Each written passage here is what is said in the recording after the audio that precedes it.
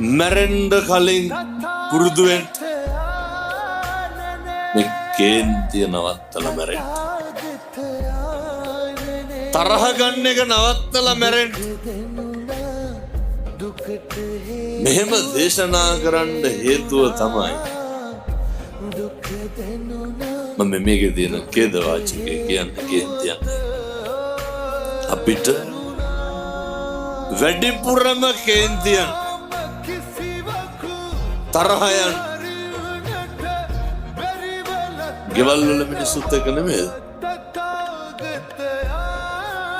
වැඩිපුරම අපි ඇවිස්සෙන්නේ කාත් එක්කද?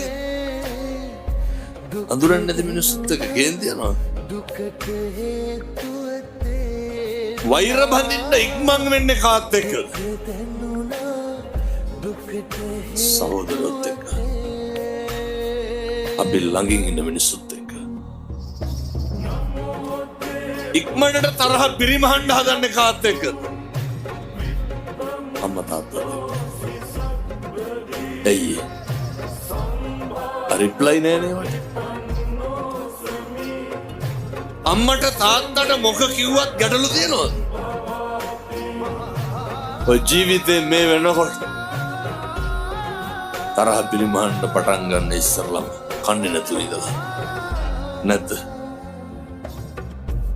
මේක හරි පහසුවෙන් කරන්න පුළුවන් කට්ටිය කවුද? ගෙදර උදවිය. නෙමෙයි. දැන් මේ පින්නතුන්ට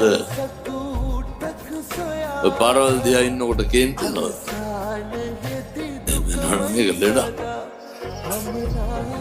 ගෙදර ඉඳිද කේන්ති යනවා කඩවල් දිහා ඉන්නකොට කේන්ති යනවා. ගෙදර ඉන්නකොට. පාලනය වෙන්න ඕන තැන කොහෙද? ගෙදර එකටම හිතන්න.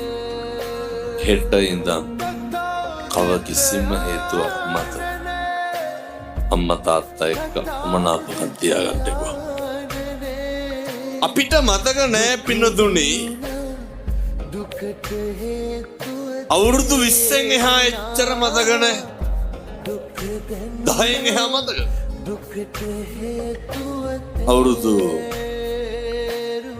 5න් එහා මතක. මිනිස්සුන්ට මතක තියෙන්නේ